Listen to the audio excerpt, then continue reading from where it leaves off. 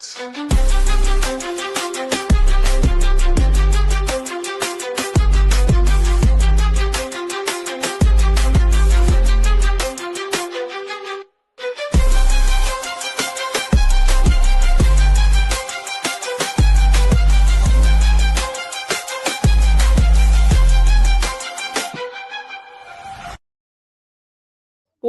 to Telecuento News in English.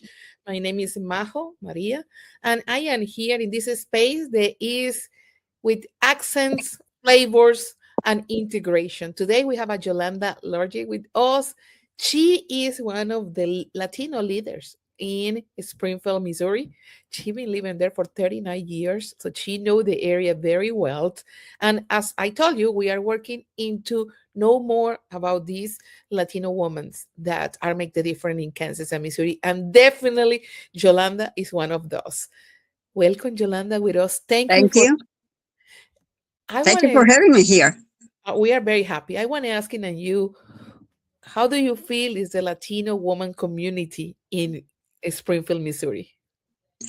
The Latino women in Springfield, I think it's very much like all over the country in the United States. I mean, a little different because certainly it's a new community in the area of the Ozarks. This is not, the immigrants who came to this area mostly were German, Irish, etc. Hispanics didn't come to this, the area of Springfield and around maybe 50 years or so, started coming, because of jobs, because of the industry. There's a lot of hospitals here, universities, and so forth.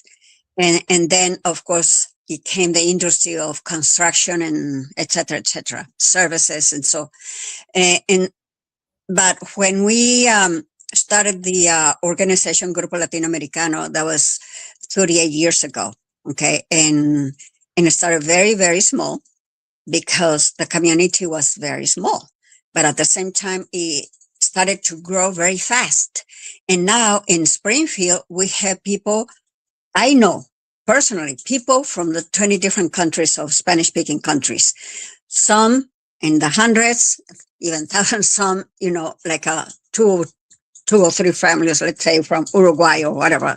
Those countries are very small in population and are not, traditionally immigrate to the United States. But still, we do have people from all over the Spanish-speaking world. And so, but at the same time, it's a little different. Let's say that the culture in southern Texas, El Paso, those cities, and California, Los Angeles, and all those areas, Miami, in Latino areas.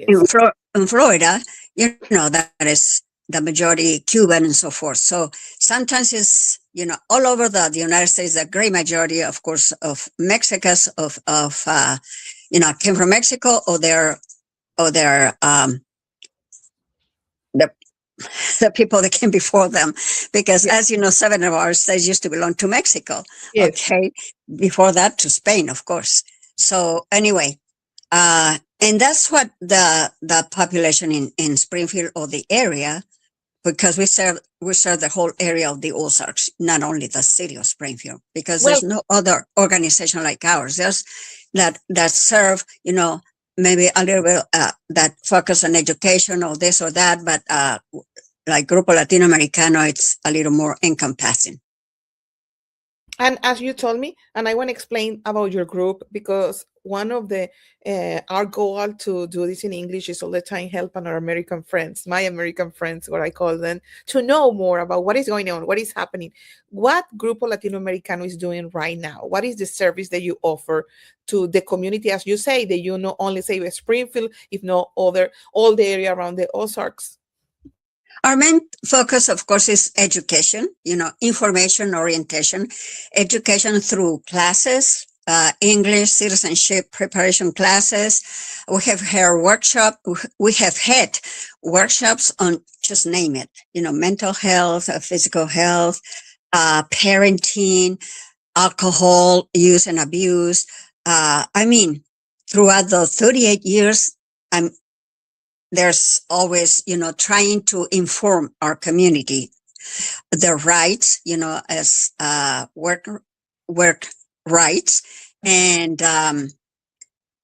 so usually we bring experts on the subjects. If we have workshop on immigration, obviously we bring like immigration lawyers or people from USCIS, who can tell what can be done, what cannot be done, this and this and that. Immigration has always been an issue, throughout the many years in this country, and now is very much the focus is on, for let's say 30 or 50 years. Another focus is on immigrants from Spanish speaking countries. So there's always that issue. So, and it's an issue that is very much misunderstood with the American public, but even among ourselves. For instance, It's complicated.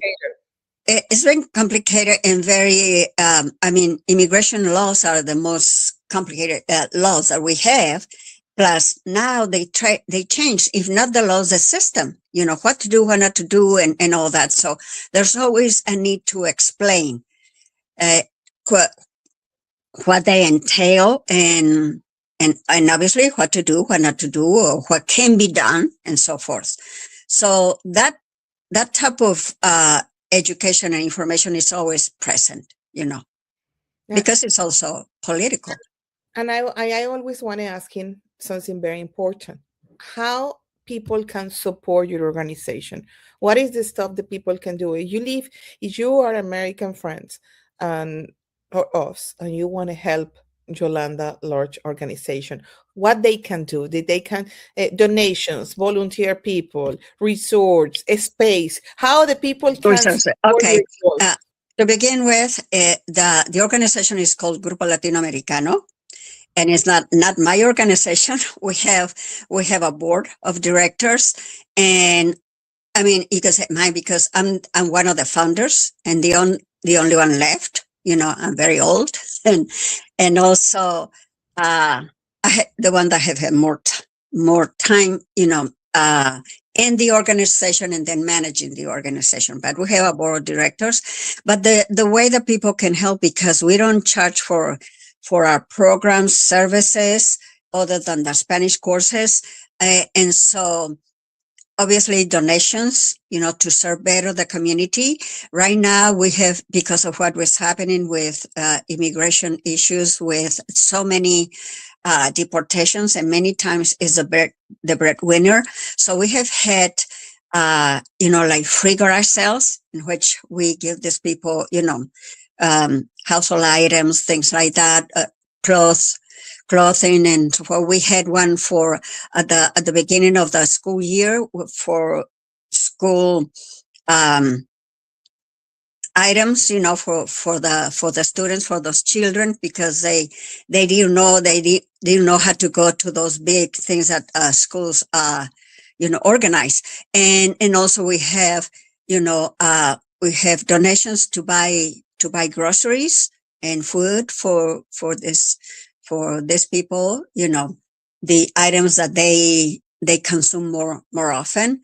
And so we need donations like that, and we know the people personally. We don't work from a desk. Okay. I know ever a desk. So it's personally. So we know they called us every time, they arrested someone, they call us, what can be done, to begin with. He's in Greene County Jail. What can be done for family? How to communicate with them, how to open an account, to get phone calls and so forth. So But it's it's very that basic complicated. It's not easy. This process is very tedious, very and hard, complicated. and And so complicated. everything that you had to explain, all that, for people who had never, ever been in jail, who have let's say a clean record, things like that. And then suddenly they are with other inmates in jail. And what do you do? And of course, emotionally, we have had workshops on mental health, because this is creating in families, are creating a lot of anxiety, stress, and even depression.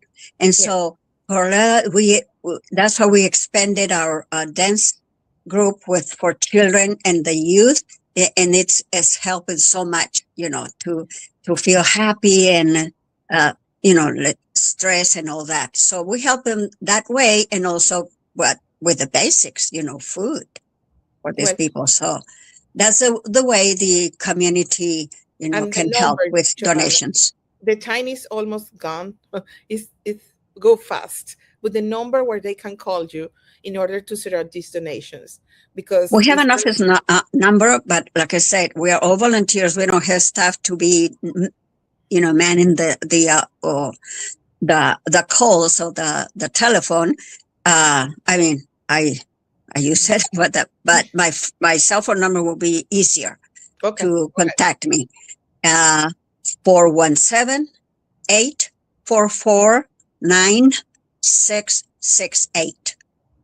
Well, That's I that's my cell phone number. if you want to donate to her organization, there is no her. She have a board of director. She made me clear that part. But for me, I think what she's doing is amazing, and deserve all the help that we can do as a community. And a warning: if you don't find me, if I don't answer, just leave your message, because I work at the federal prison, from 8 a.m. to 1 p.m. From Monday to Friday. So inside the facilities, we cannot bring our cell phone numbers. Our cell phones. And So so, again, if I don't answer, just leave a message. here we go. Very important warning so you can help Yolanda. Yolanda, we are very proud of you. We are very proud of every Latina woman that we are being to connect, and we want to raise your voice and the people see your face because I am personally see all the time the work that she is doing online, and be able to be with you is an honor, and we want to Same here. say thank you. Thank you for I'm everything very, you have I'm for very your. glad you guys are doing this also, this type Well, of communication. we are leaving and see you next time.